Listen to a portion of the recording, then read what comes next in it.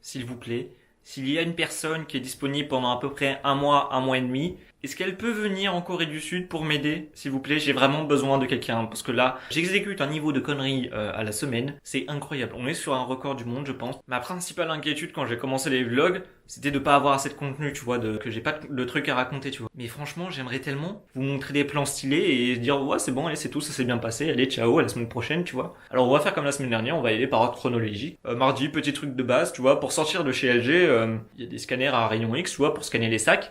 Et il arrive souvent que ma sacoche dans laquelle je mets mes médicaments, qu'elle reste bloquée dedans, parce qu'elle est trop légère.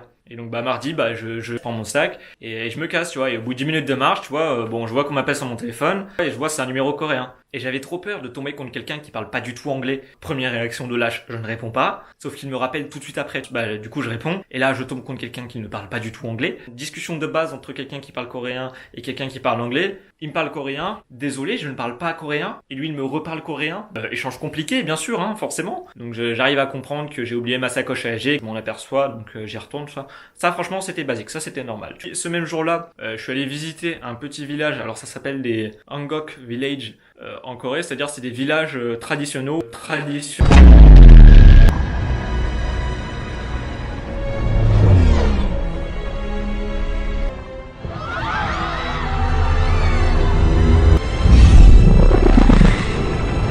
Avec une architecture traditionnelle en Corée.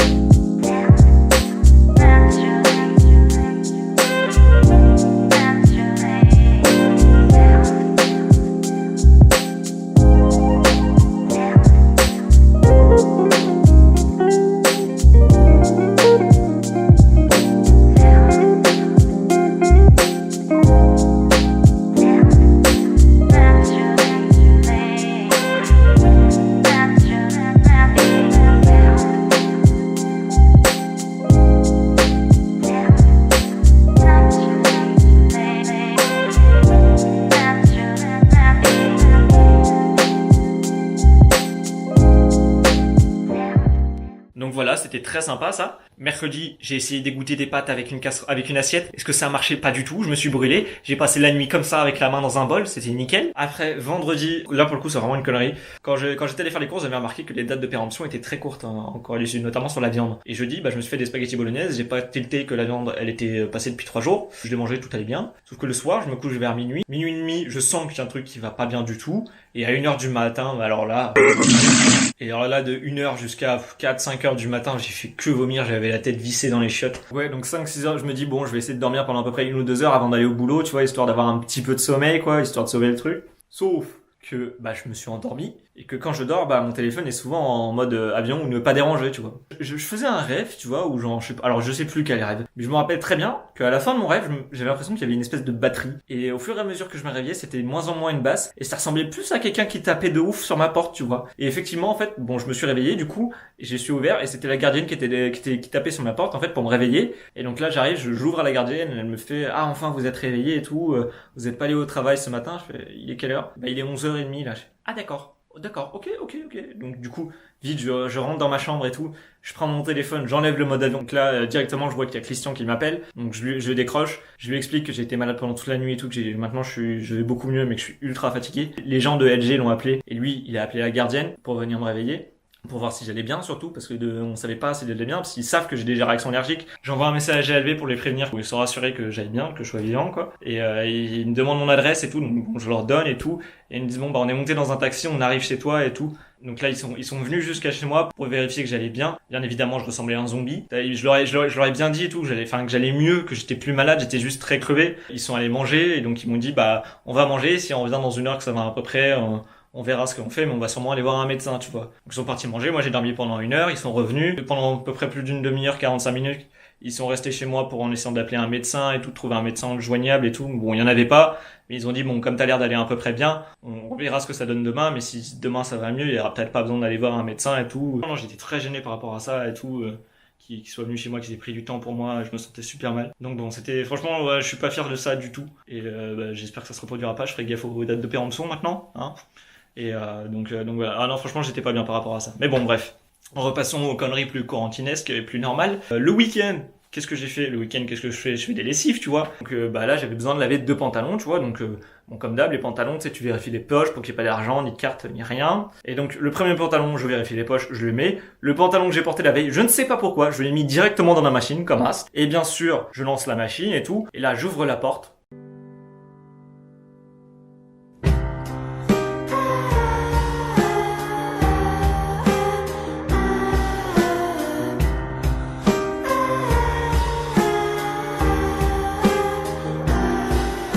Bon, je me dis, bon, c'est chiant, d'accord, t'as été con, Corentin, bon, la carte de bus, faut la refaire et tout, ça va te coûter un petit peu d'argent, mais en soi, bon, c'est juste chiant, quoi, c'est juste con. Sauf que je retourne la carte de bus, et là... Who can say where the road goes, where the day flows, only time.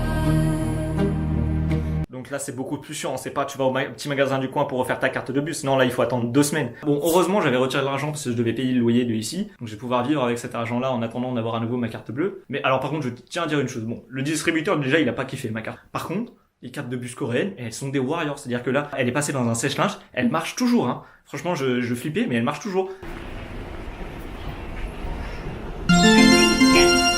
Alors que ma carte TCL, je suis allé une fois dans la piscine avec, c'est bon, elle est morte. Là, le sèche-linge, la machine à laver, rien du tout. Donc là, j'étais en mode, vas-y, les Coréens, ils gèrent. Donc voilà, après dimanche, je vous ai montré ce que ça donnait Séoul de jour, la semaine dernière. Et là, je vais pouvoir montrer ce que ça donne Séoul de nuit, c'est vachement beau aussi. Je suis allé à la Lotte Tower, un peu plus à l'est de Séoul, si je me trompe pas. Et donc c'est une énorme tour qui mesure 565 mètres, je crois, un truc comme ça, qui se trouve en plein milieu d'un centre commercial, le Lotte Wall. Le Lotte Mark, non, Lotte Wall, enfin bref. La vue, elle est magnifique.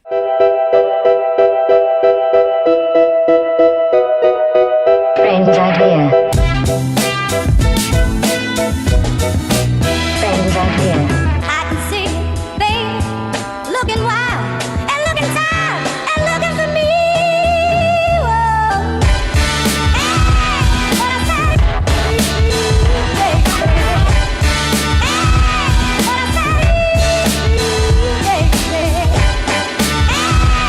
I say?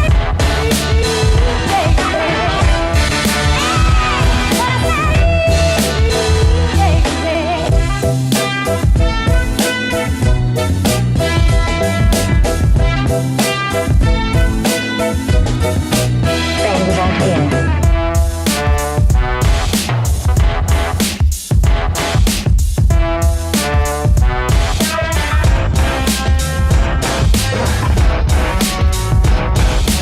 I can see they looking wild and looking tired and looking for me. Whoa, right. Busting in the door and working on the harvest for me. Hey, what I say? Hey,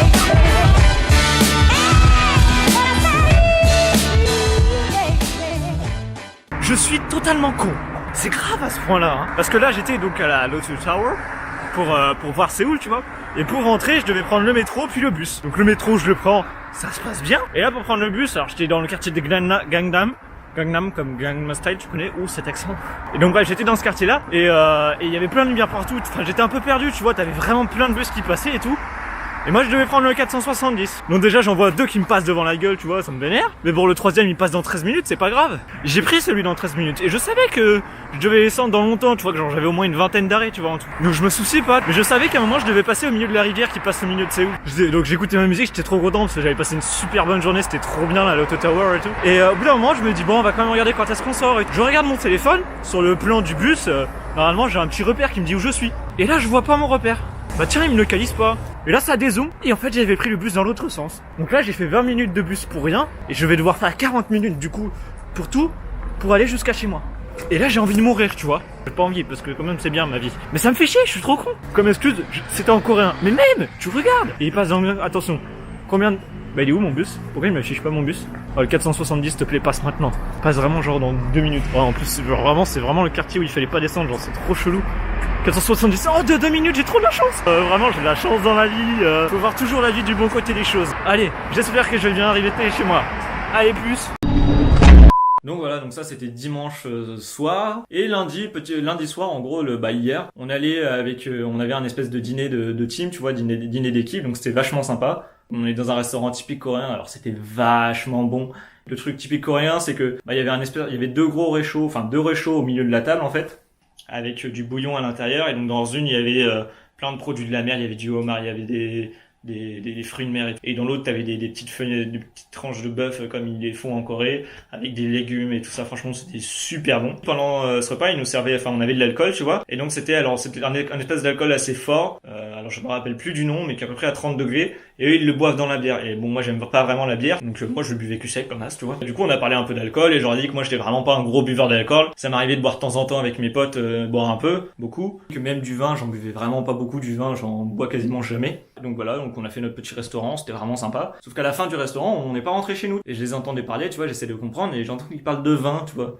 Ouh, ça pue. Et donc ils me disent, t'es prêt pour un deuxième tour? Je fais, bon bah vas-y, ok, je suis partant, je vais pas me coucher tôt, tant pis, mais ouais, je suis partant et tout. Et donc on va un peu plus loin dans le centre-ville de Séoul, et je vois qu'on se dirige vers un magasin de vin. Ça pue de plus en plus. Donc on arrive dans le magasin de vin, on s'installe et tout. Et là ils me font, Corentin, vas-y, choisis du vin. Mais je vous ai dit que je ne buvais jamais de vin. Et là vous me demandez de choisir. Vous imaginez le poids qui repose sur mes épaules là? Moi j'y connais rien, vraiment, je n'y connais rien. Je regarde la liste de vins et tout, et je ne vois aucun vin français, sauf à un moment, je vois un vin qui vient du Rhône, j'ai fait, bon allez vas-y. La famille, tout ça, on prend le vin qui vient du Rhône. Il était plutôt bon d'après ce que j'ai compris. Et après ça, tu vois, après on finit la première bouteille. Et là ils me font, so do you drink Chili's wine?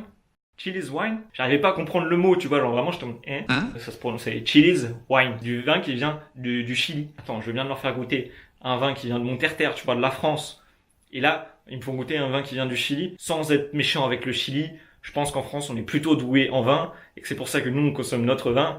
Et bon, en Corée, malheureusement, ils ont pas d'endroit pour faire du vin. Donc c'est pour ça qu'ils boivent du vin qui vient de partout. Et donc du coup, bah forcément, le vin du Chili était moins bon, mais c'était quand même super sympa comme soirée. Forcément, il y a eu le petit moment gênant. Alors Corentin, t'as des petites amies et tout, les amours, tout ça. On va passer à de l'eau là. On va leur mettre du coca, s'il vous plaît. Hein. Et les filles de notre équipe, tu les trouves comment et tout? Elles sont jolies. Bon allez, c'est parti, on y va, on prend l'addition. Hein. C'était le petit moment gênant de la soirée, assez sympa. Mais franchement, c'était vraiment une soirée géniale. Franchement, j'ai trop kiffé. Donc voilà, c'était le petit résumé de cette semaine vraiment très mouvementée pour le coup, cette-ci.